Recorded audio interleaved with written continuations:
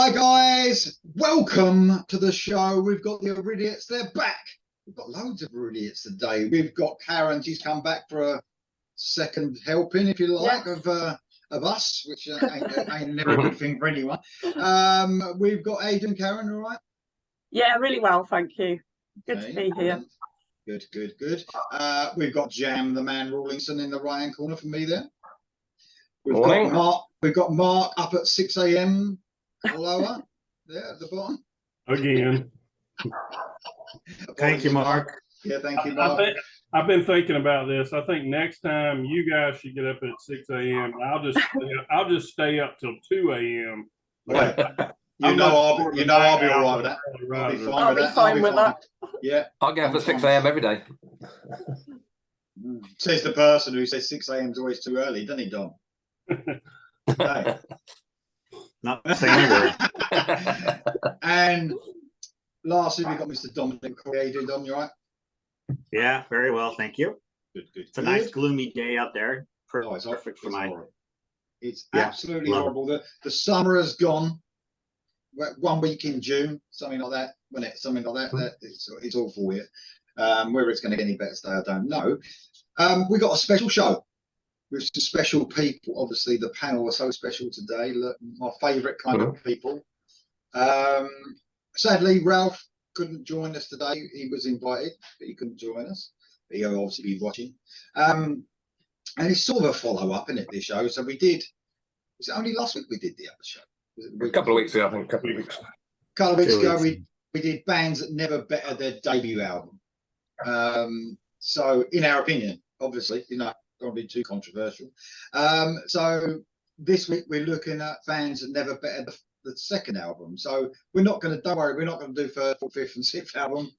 We're going to leave this show for this because there's a lot of bands. Well, I had a lot of bands that I think the second album has never been beaten. I found this a lot easier than the debut that had never been beaten. To tell you the truth, and I suppose there's a lot of reasons for that. Bands finding their feet, after the debut. Yeah. Finding out who they really are and that sort of thing. Well, it's funny because they always talk about the sophomore slump. How people, how bands, the first album they've been, working on those songs for years before they got signed, and then the second album is the one that the studio rushes them into the studio and blah blah blah. But so many times, the second one is just the one. Yeah. I totally agree with that. And in my choices, I think I've got about I've got about 12 or 13 that I just thought of. But I've tried to choose the 5. I've looked at the choices. I've tried to choose some. I'm thinking about what you guys are going to be thinking. Yeah. In a way. So I've tried. Maybe some of mine are a bit controversial, but this is all, by the way, obviously not anything to do with whether it's successful, whether everybody else in the world thinks it's the better album. It's what we think. All right. Yes. So opinions. I like a bit of controversy, Lee. I like it. Yeah. Well, I have How boring would it be if you just, I've got a couple that people might not agree with already. But there you go. So I've tried to steer away from what I think you guys are going to choose. We're going to go around the houses. We're going to do it one at a time. These are not in order, by the way.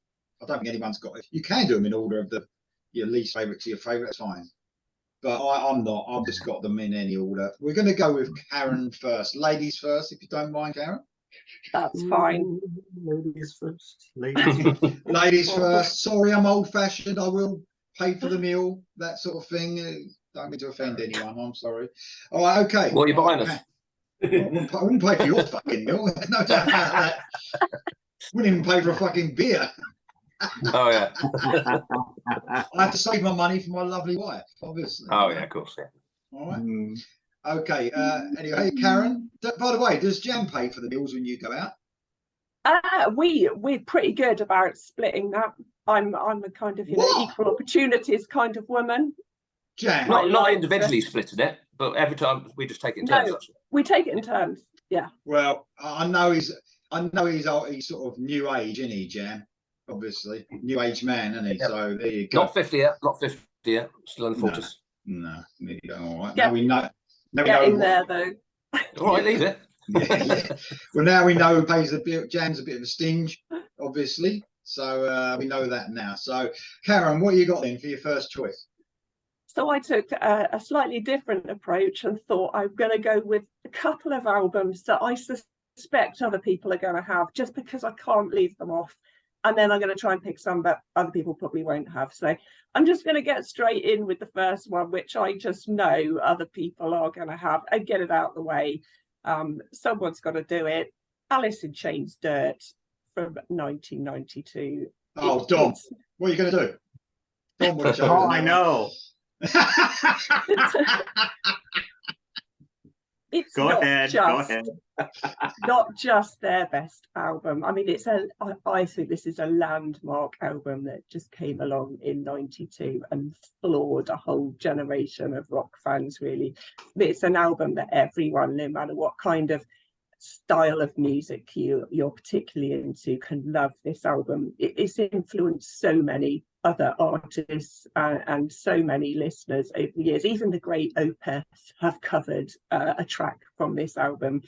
And I was reading an interview with a Seal, of all people, recently, who says that this is one of his favourite albums of all time, and that he described it as an album that's got soul, he says, and by that he meant it's an album that you can really feel. I can't think of a better way to describe it than that. There are no bad tracks on this album. Yeah, I'm going to leave that there. Well, I mean, I didn't choose it because of Jam, to tell you the truth. I thought Jam was going to choose it.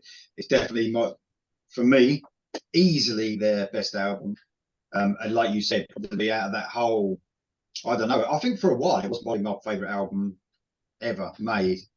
Over time, the other stuff has come back to me and stuff. But at one point in time, it was my favourite album ever, non-stop played. Absolutely superb album. And more influence, I think we'd all like to say more influence than Sabbath and Nirvana or Pearl Jam or any of that stuff that was coming out at the time. It was a Sabbath influenced album about that. But what an amazing choice.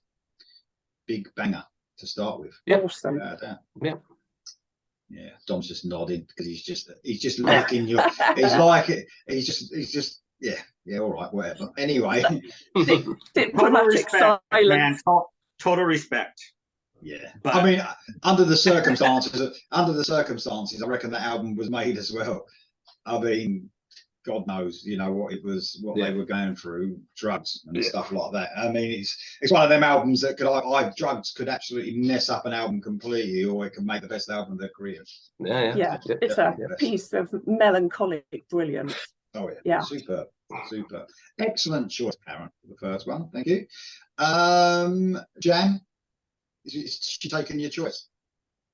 No, I've got three that are really obvious for me, and that was one of them. So I thought I'm going to leave one out and leave as an honourable. So I've left out. So I'm not changing my list. I put it as an honourable mention because I knew it would probably come out. So I could talk about some other things. So that's why I've got the CD there. So is it my turn? You want me to go first? Yeah. Yes, please. My first choice. This is an obvious one for me. No one's going to be surprised by this, and it's from 1987, and it's Halloween. Yeah. Keep of the Seven Keys, Part 1. Wow, what an album. I mean, the first album was very thrashy, Walls of Jericho. Probably not very thrashy. It's probably slightly different from normal thrash. It was a bit different, even that. But it's still very, very good. I really like that. But I got into them on this album, Keep the Seven Keys Part 1. Michael Kiske brilliant vocals, like pretty much very similar to Bruce's, obviously with a slight European accent. And this album, I mean, a lot of people think Halloween Keep the Seven Keys Part 2 is the classic. Not even on contention for me. I don't like some of the songs on it.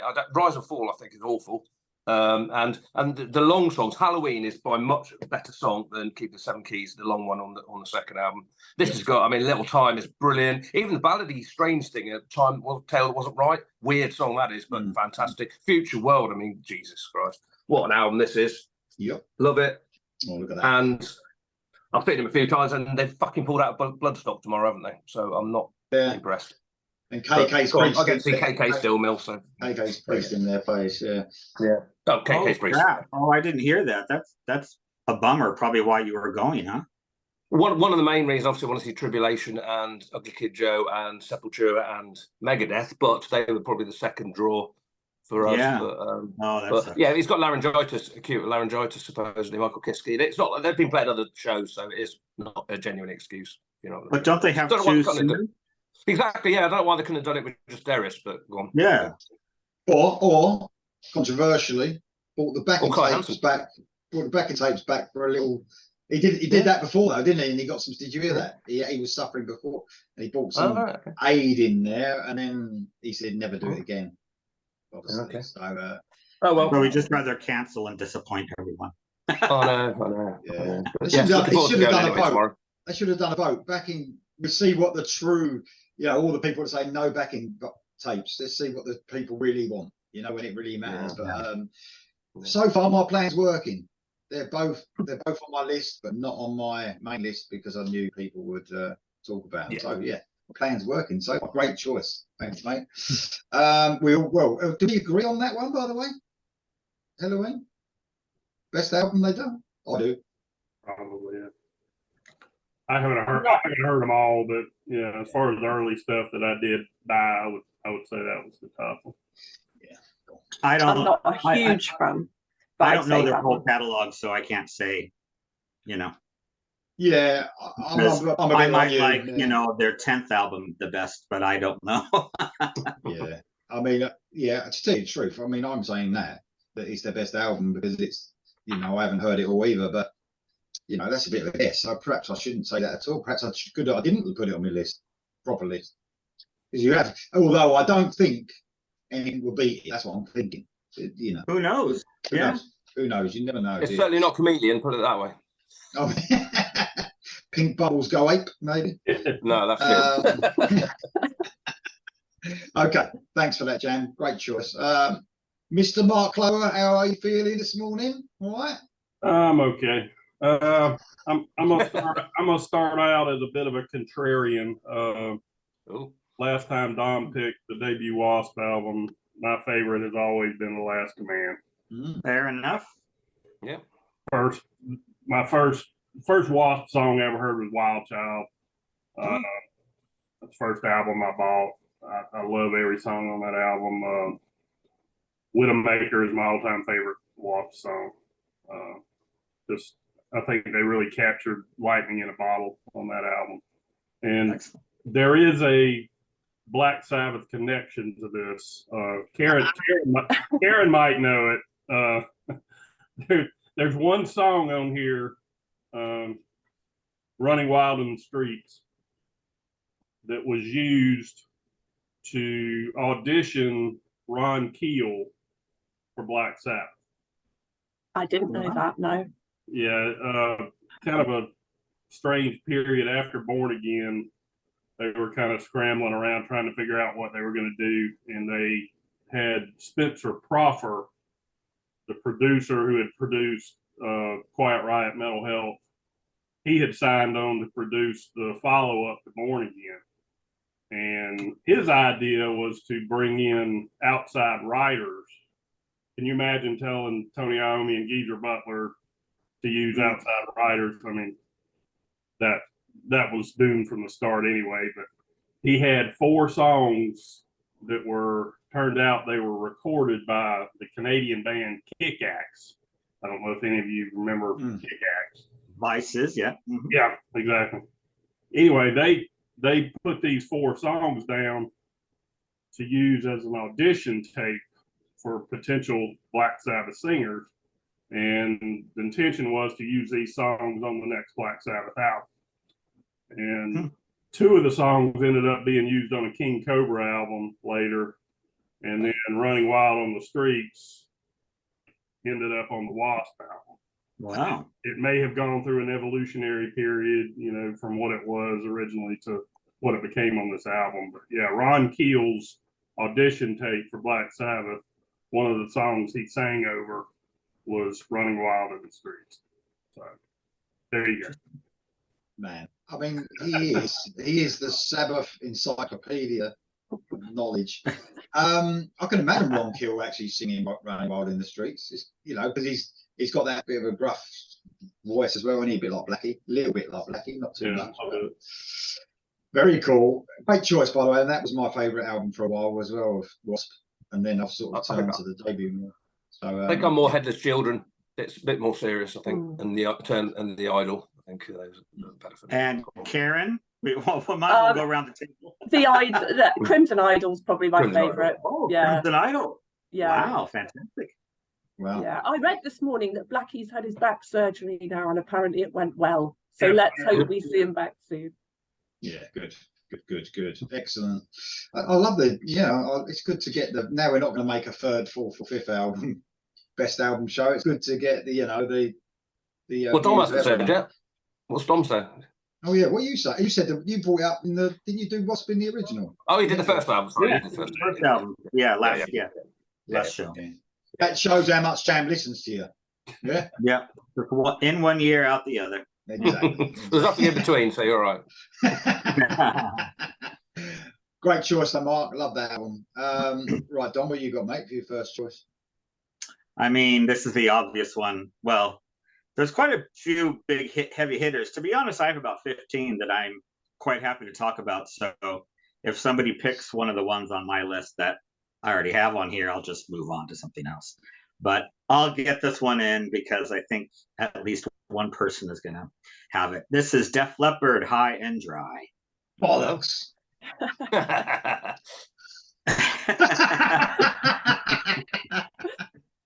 Yeah, Def Leppard, High and Dry. I mean, I do like Pyromania quite a bit still. I'm not too sick of that as I am certainly with Hysteria. And I do think Pyromania still has some great stuff, Stage Fright and stuff is just fantastic. But I think High and Dry was just the perfect meld of Mutt and a young band who was very hungry. It's not quite as rough as the debut, and it's not quite as smooth as Pyromania. It's like that nice in between. But I mean, what can you say? That especially that opening 3 song, Let It Go and Hit and Run and High and Dry Saturday Night. That's just those are some of my favorite songs of all time. So, and not the discount side too either. It's great stuff on there. You got the running and everything. Yeah, Def Leppard, High and Dry. Great song. Mirror, great song. Yeah, Mirror. Yeah. So I think it's their crowning moment.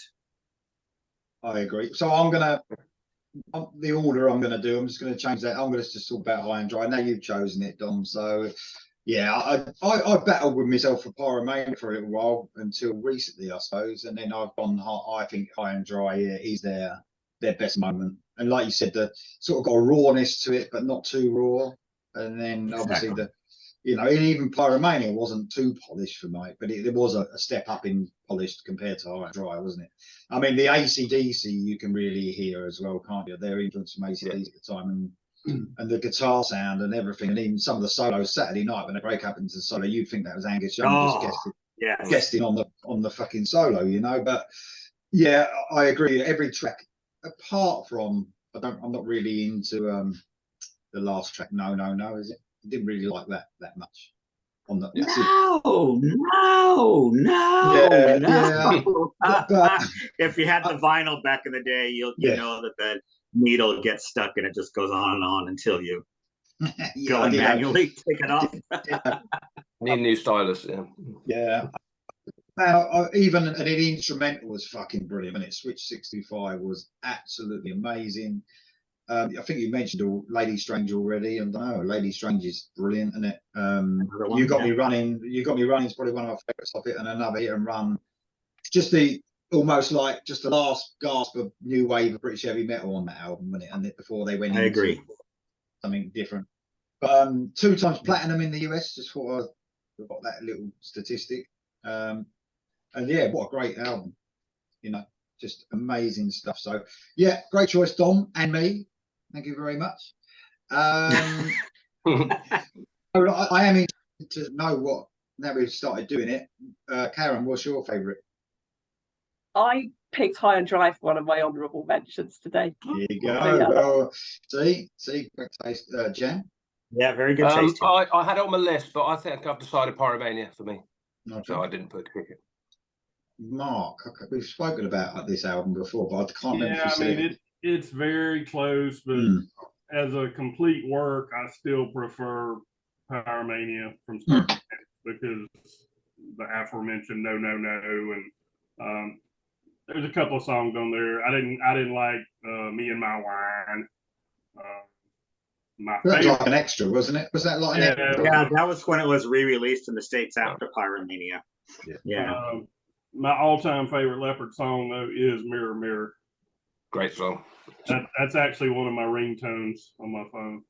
Yeah, it's probably one of my favorites as well. I love that I song. love that one. Love it. Excellent. As long as no one picks slang, I'm fine with it.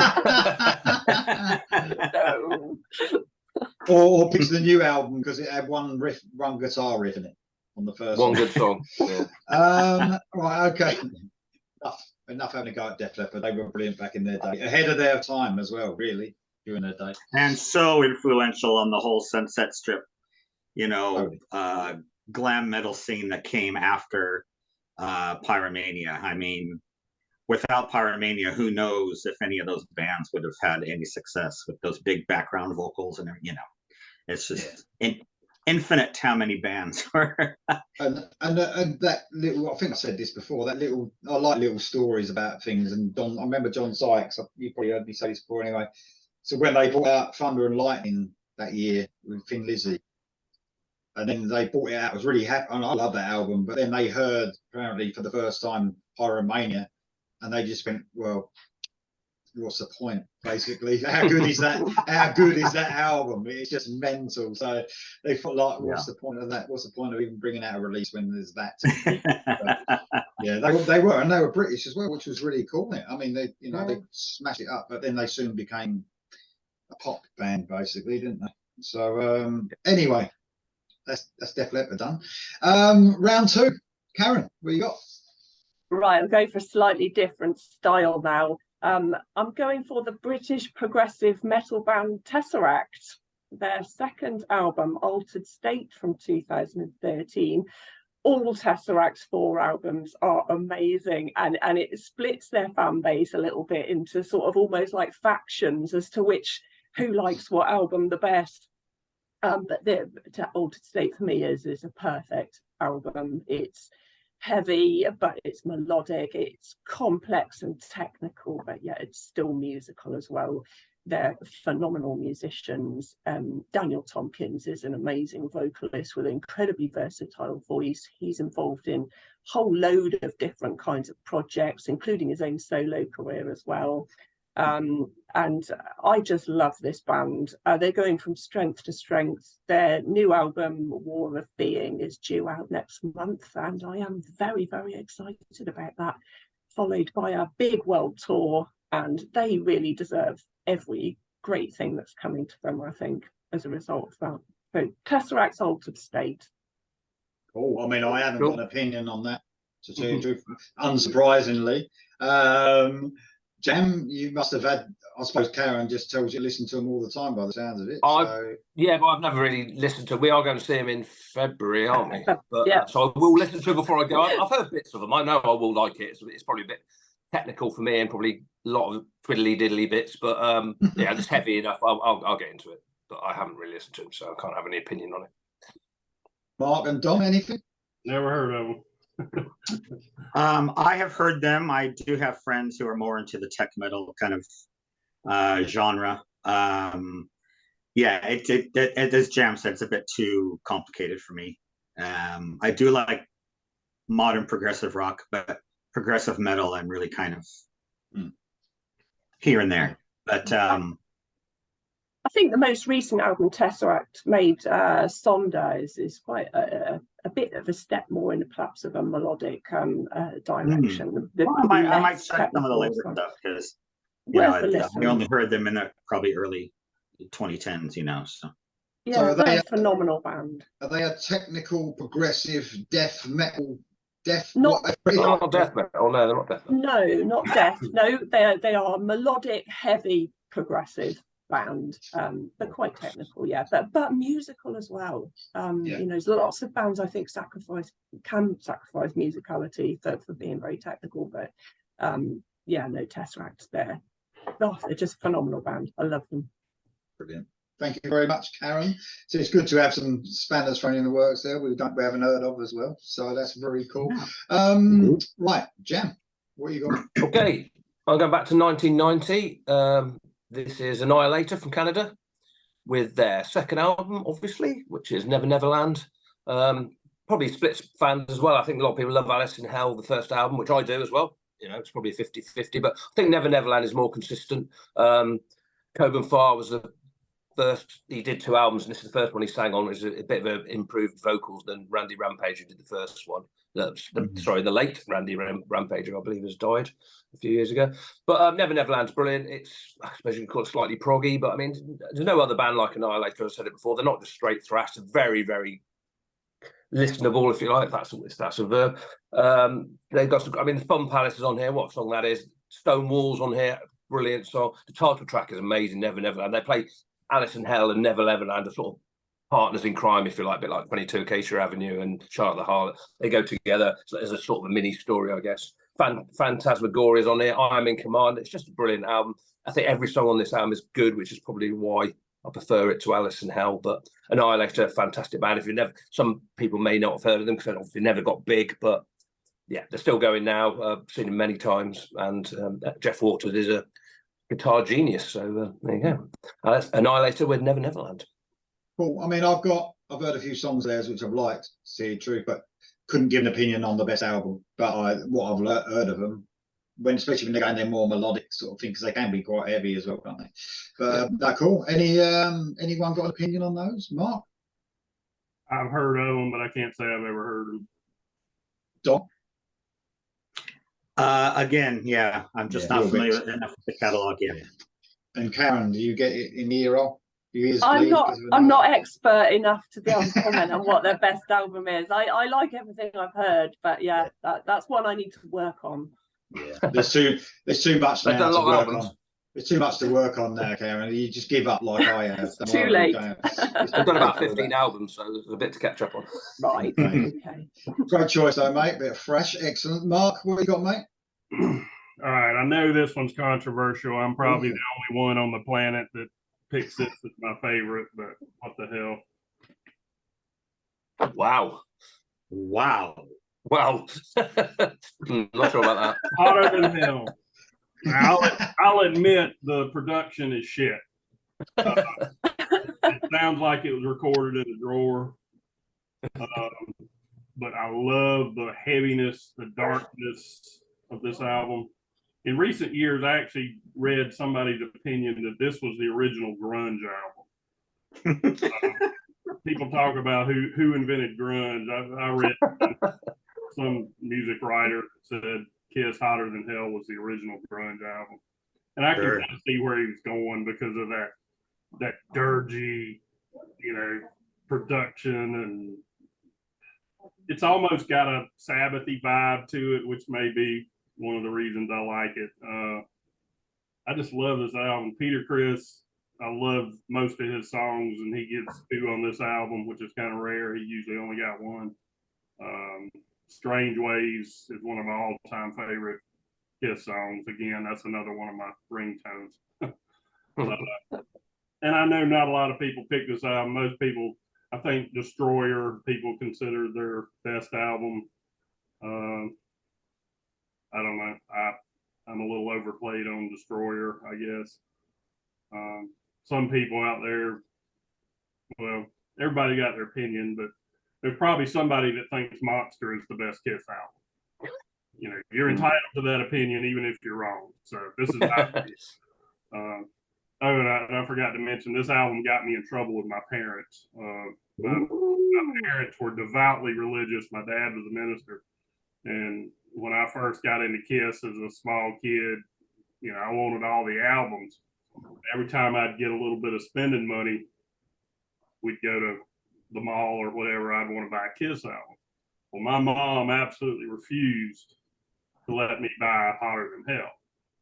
She said, you can buy any of the others, but you're not buying that one. Well, I think it was that same year I had the only birthday party I ever had as a kid. It was 77, 78, I don't remember which year. and a buddy of mine gave me this album for my birthday at that birthday party. And I vividly remember when I tore that wrapping paper off, the look on my mother's face was just a look of horror.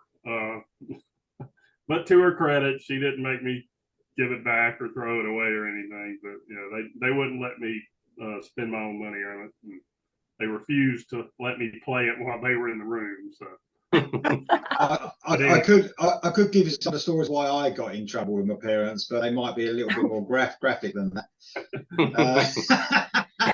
Yeah.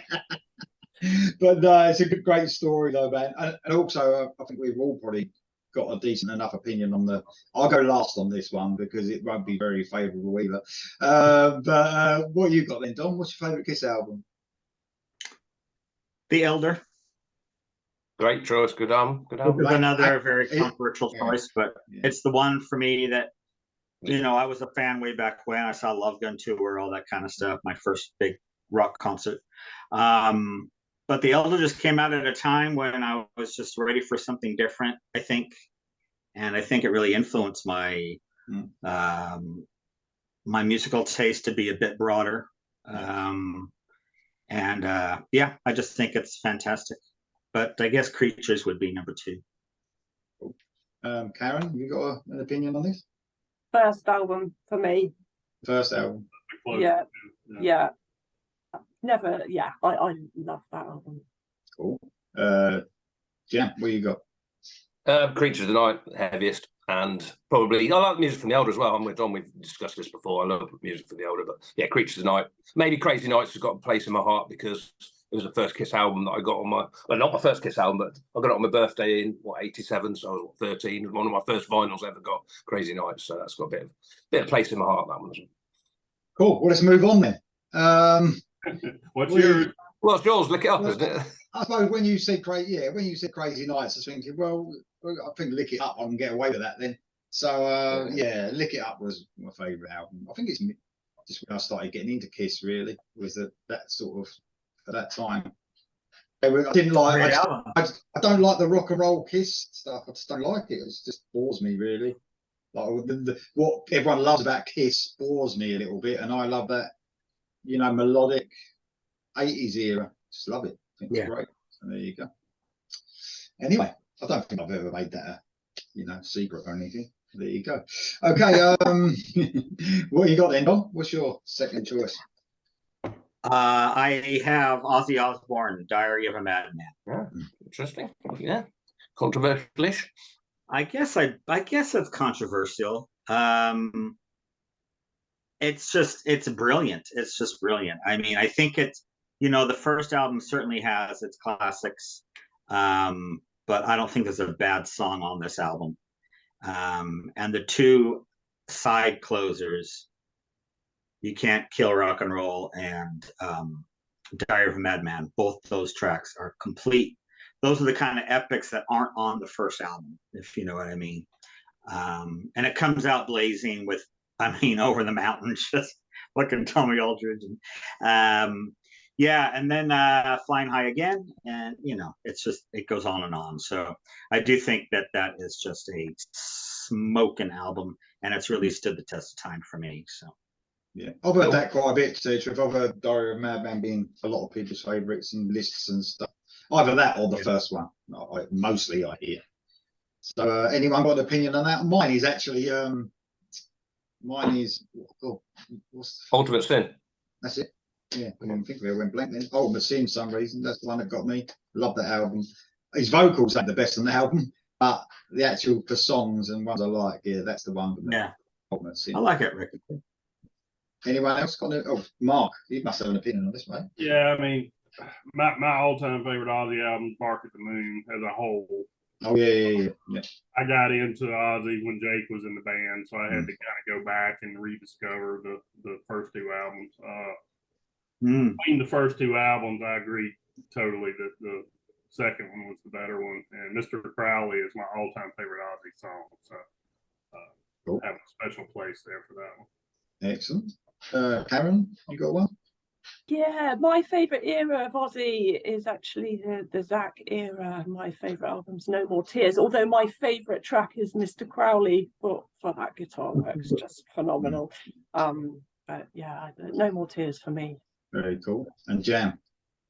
I'm the same as Zach. I was into Ozzy actually. Tribute was the first album I ever heard. Obviously, the great Randy Rhoads live one, but and I love the first two. I'm not so keen on Bark at the Moon as much, but for me, it's first one was Zach, which was No Rest for the Wicked. I think there's some great songs on there. Demon Alcohol, Bloodbath in Paradise. I mean, fantastic. Crazy Babies. Yeah, it's a great album. It's a great guitar from Zach on that one. So there you go. Very cool. Good choice, Dom. Quite a popular one, I believe, as well. So, Karen, what you got? Right, I'm going. No, you haven't done yours. No, you're Oh, I not. know. Yours. That's because it's controversial. I didn't want to say it. So, I've actually said this one before as well, but it was either everyone's favourite album from this is usually the debut. I'm going for Dio, and I'm going Last in Line. I just like. I knew you would have it. I knew Yeah. I just it's just something. I've got it behind me. I could have actually had it as you can see it, can't you? Back there somewhere. But yeah, I mean, I just love this album, and I do love the first one as well, obviously. But I don't know, this one always sounds fresher when the songs come off. Like when a Holy Diver song comes on in the car, or a Last in Line one comes on, it's just something about the Last in Line ones. It's fresher to me. I don't know why. I haven't played one more than the other or anything like that. It's just an amazing album. Obviously, 1984 it came out. It was really sold well as well. Obviously, after the first success of the first one, Vivian Campbell on Fire again. I don't think his guitar work might not be quite as good on this one as Holy Diver, but for the songs, which is what it's all about. When I talk about this album, I try to compare the songs to Holy Diver, and everyone like in the order, because it's almost like with Dio albums, they go with the fast rocker at the beginning, then they have the edit title track. It's all almost like it falls in line. So We Rock is, for me, beats Stand Up and Shout. Last in Line beats Holy Diver. Egypt beats Shame on the Night. Do you know what I mean? It's like every track, in my opinion, beats the tracks on Holy Diver, although Holy Diver is obviously one brilliant classic album. But yeah, Last in Line is my choice for my second choice. Cool. There you go. You're all going to say Holy Diver, aren't you? You're all going to say Holy Diver. Anyone? Got it with me on the Last in Line? Anyone? I can't choose between the two. I just can't. I almost think of them as a double album. It's along the same lines of Heaven and Hell and Mob Rules. Exactly. I just, I can't choose. I just put them as one album. Really. That's a good way to look at it. That is a really good way of looking at it. Yeah. There are albums like that, and that's weird that it's like that, and it is like one album. You're right. It's just the same same production style, same everything. They could have been recorded at the same time and they just released them separately. It's it's all great. I think the only addition to the band was probably Claude Schnell, wasn't it, on the keys on this one? I think. I don't think he was on it, but apart from that, yeah, you're right. It's just like a brilliant double album, really. Yeah. Okay, that's brilliant choice by me. Thank you very much, guys. Karen, what you got for your third choice?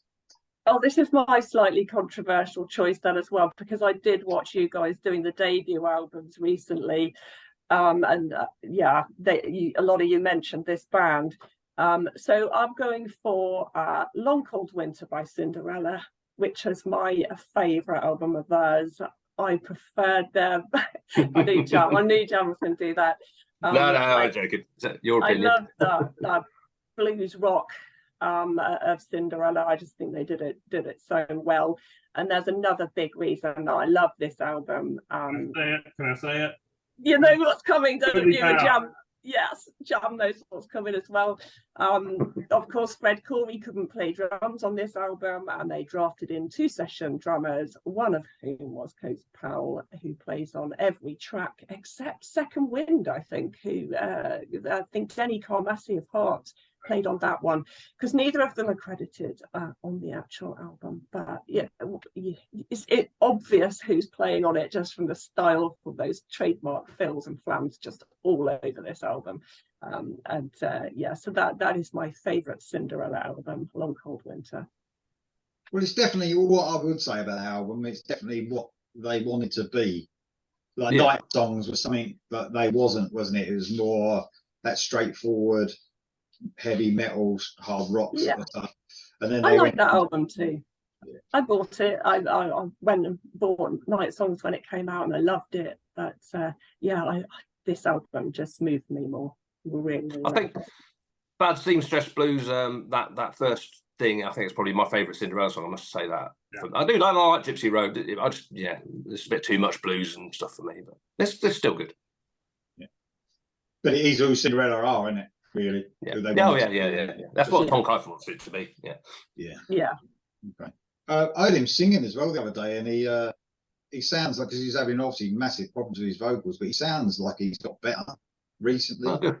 Again, I don't know if he rested it more or something, but he's got one of those voices in it that you could lose in the second. If you do one tour a year, and then you could lose his voice. But no, great choice. Thanks, Karen. Thanks for that. Jam. Okay, obvious one for me. Obviously, you guys won't have it, but I'll probably bore you to death now, as always, talking about Danzig. Danzig 2.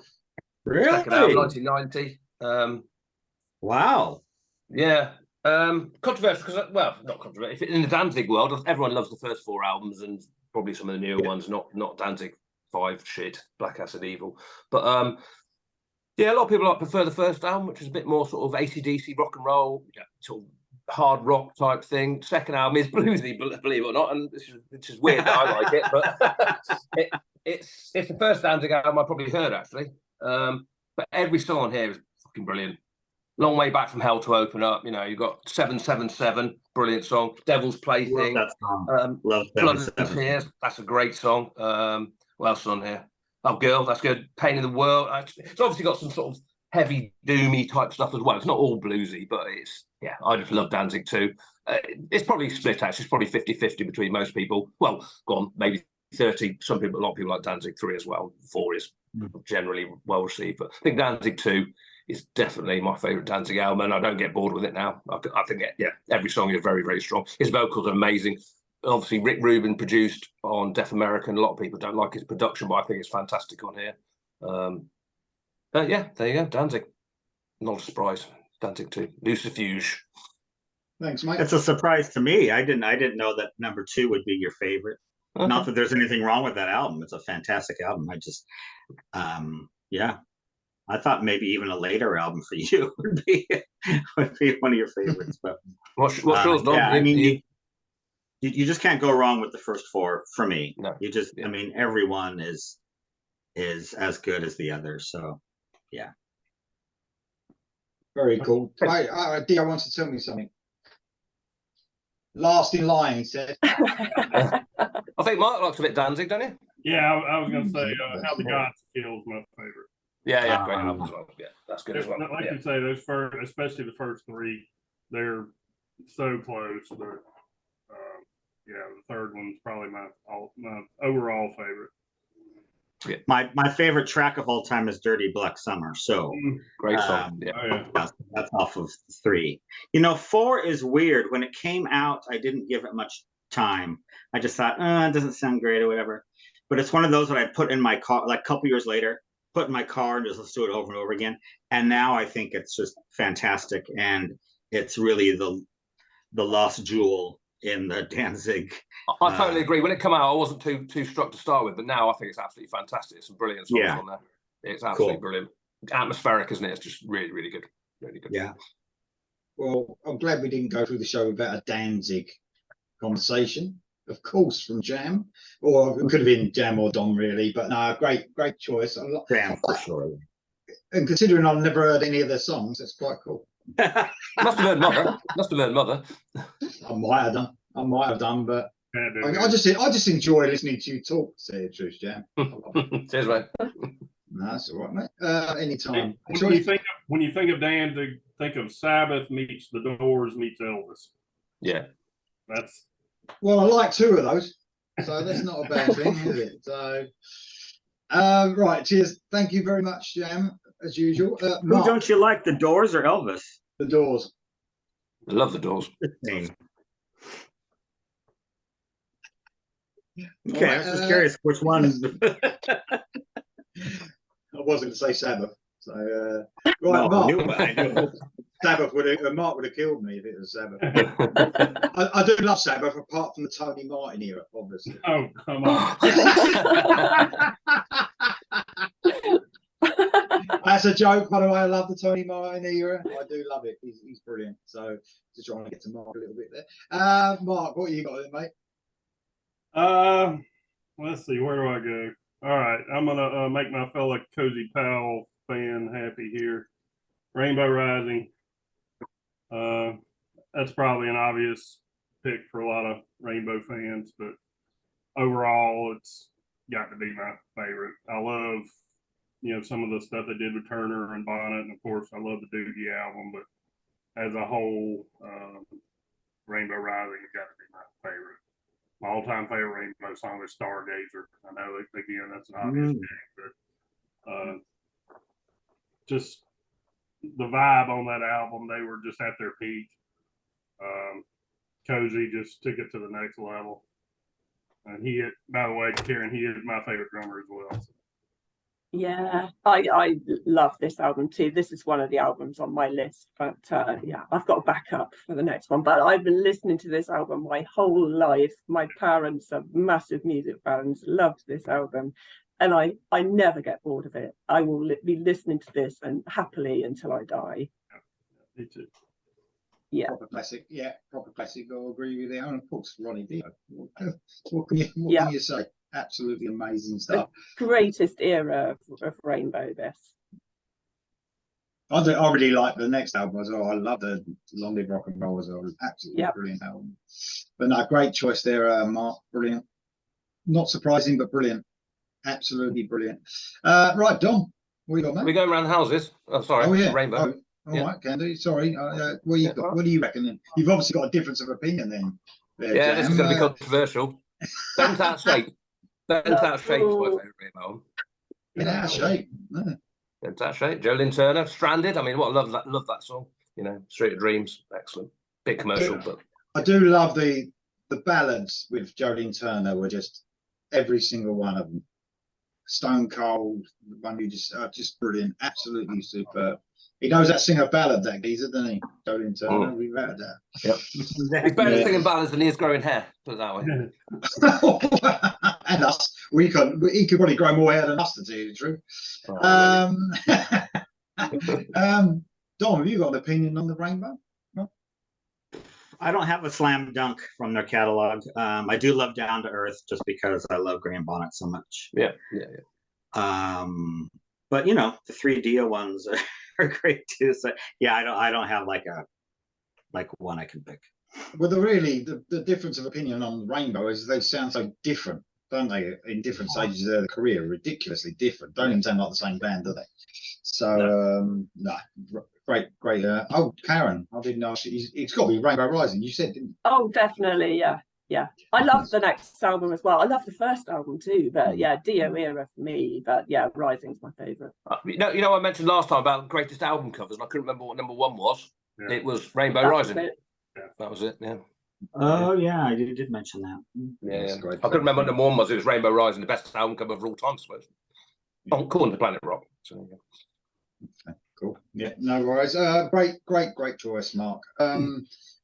Dom. I'm surprised no one has accused Rainbow of being a pride band as well. They have, Mark did. Yeah. Considering I didn't want to say it. I mean, Yeah, I didn't want to say it. I've got a shirt with that cover, and I've gotten to the point now where I'm almost afraid to wear it out in public. Yeah, listen, you're a good-looking man. What can we say, Mark? It really pisses me off that that symbol was hijacked, but I don't need the controversy. Well, there's a lot of guns your way as well, so it's probably not best not to. I'm glad you brought out though, Dom. I was going to, but I thought, no, I won't bring it. Okay, Moving on. Oh boy, I don't know. Okay. This I guess this will be my controversial pick because I don't know. Everybody loves the debut and then later albums as well. My favorite Van Halen album is Van Halen 2. Fair enough. Yeah. Ironically, I think it's the weakest opener of all of their albums. I don't know what they were thinking opening with "You're No Good." You're no good. It has no energy. It's just plods along. It should have opened with "Dance the Night Away," and that should have been it. But 9 out of 10. What can I say? Beautiful Girls, Women in Love, DOA, Somebody Get Me a Doctor, Dance the Night Away, Light Up the Sky. I mean, I just think it's fantastic. And it's always had a soft spot in my heart. So, Van Halen 2, if you remove that opening track, or just move the opening track, maybe do like track number 9 or something. It's weird, isn't it? Like everyone sort of chooses the first album, don't they? But when you actually say the titles of those songs, you think, if you give me the choice of what to listen to right now, it'd be them over You Really Got Me, and do you know what I mean? Over and over again. That's the Talking About Love, and even though it's a great album, but I know what I'd rather listen to at this moment in time. I know that, but it's a great choice. I really don't know. I don't even know. We sort of talked about Van Halen last week, I think a little bit, or the other week a little bit, but I always get stuck between the first album and 1984. I just love 1984. I think it's just my age, and it came out, and it was Panama, and I was going to the pub because I was 14 years old. Do you know what I mean? It's just like back then, smoking a doobie in the park. And I think I think for some reason 1984, even though it's very poppy at times, it sort of took a little bit of it's one of those things growing up, isn't it? I thought you said Fair Warning last time we were. I almost can take every David Lee Roth album apart from probably the last one. Different kind of truth. Well, that doesn't count. No, and I could literally juggle them. Fair Warning's brilliant as well, isn't it? And I like Women and Children First. I just love them all. Yeah, me too. I love them all. It's really weird. And my very favorite Van Halen song is on Diver Down, so I can't even discount that one. Yeah, I mean, I can't go for Diver Down. Sorry, that may be the other one I could leave that out.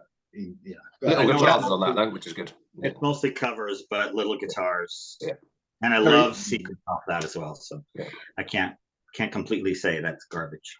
Very interchangeable for me. Very interchangeable. Like one day it's one, then it's another one. They're all brilliant. Super. And I know Mark likes the Sammy era a little bit more, don't you, Mark? Yeah, I'm more of a Hagar guy, but are you? Wow. Yeah, for sure. But of the Dave albums, I'd say 1984 is probably my favorite. But what is your whole of their whole catalog then? What would be your favorite Van Halen album? Well, my all-time favorite song is Pound Cake from the Fuck album, or Lawful Carnal Knowledge. I don't know. OU 812 was great. Hell, I like Balance. A lot of people don't like Balance. There was some really heavy stuff on Balance. I don't know. Probably for Unlawful Carnal Knowledge. That's my favorite Sammy album, far and away. Yeah. So makes sense. And Karen likes Sammy because I could see her. I do. I love the first album, but overall I prefer the Hagar era. My favorite album's for Unlawful Carnal Knowledge as well. Cool. Wow. And actually, Van Halen 3 is not as bad as I think a lot of people remember it to be. I pulled that out not too long ago and listened to it again, and it's never going to be a classic Van Halen album by any means, but for the hand he was dealt, Gary Sharon did a damn good job. I like Gary Sharon. I just don't like that album. Yeah, well, like I said, it's never going to be a classic, but there was some stuff on there that was better than I remember. And I actually watched some of the old live footage when he was in the band, and he did a pretty good job, especially with the Sammy stuff. But Oh, I saw that tour and it was great. did you? You know, it was just great. I was really, I mean, I love Extreme anyway. So, yeah, no, that Van Halen 3 tour was really fun. That's the most I've ever seen those guys have fun on stage. Wow. Was the with the Van Halen. I saw him a couple times with Sammy, but I never saw him with Gary. Very cool. Lots of different opinions of Jam. About you? Yeah, I'm not a massive Van Halen fan. I like him, but I probably haven't got much of an opinion. So I think 1984 probably a bit boring, but that's probably my favourite. No, cool. Thank you, mate. Thank you very much. I've lost complete track of where I was. I think Don was last. You know, Is it me? I You. picked Van Halen too. You're right. Okay. Thanks for that. Yeah, cheers. There's too many people on here today. It's too much confusion. You know what men are like. They just can't, they just get too confused. I'm going for one that's a slam dunk as far as I'm concerned. It was an easy pick for their best album, their second album. I know what it is. No, I you bet I don't. know too. No. Hold on. What are you thinking of another one I'm doing? You're probably thinking of what I've got later. But they're also obviously. But I'm going for Crimson Glory and Transcendent. 1988. Sadly passed away now, Midnight. One of the best metal singers I've ever heard in my life. Very obviously close to Jeff Tate sounding and stuff. But this album is just from the beginning to the end a 10 out of 10 for me. Just an absolutely amazing album. If anyone hasn't heard Crimson Glory and Transcendence, they need to hear it now. Obviously a big Queensryche influence, not just the singing, just at that time as well, Queensryche was starting to get a little bit of the couple of years later being at Empire and get a little bit, softer, I suppose, a little bit more commercial. But this is just metal at its best. Little bit proggy, but not too much, just like Queensryche, really. Lady of Winter, Painted Skies, Mask of Red Death, Lonely, just brilliant songs on this. And obviously the debut was brilliant, which was a couple of years earlier, the self-titled. But then they went a bit weird with Strange and Beautiful in 1991, which was almost as a Zeppelin. They brought the Zeppelin sort of feel on. And then Astronomica a lot later on in 1999, which weren't a bad album. And Todd Latorre joined them, didn't he? But I was really looking forward to Crimson Glory with Todd Latorre. We never got that, sadly. Only like a few live performances you can check out on YouTube. But I watched a bit of it last night, actually, him singing, and it sounded brilliant. But there was one song they did with Todd, a new song.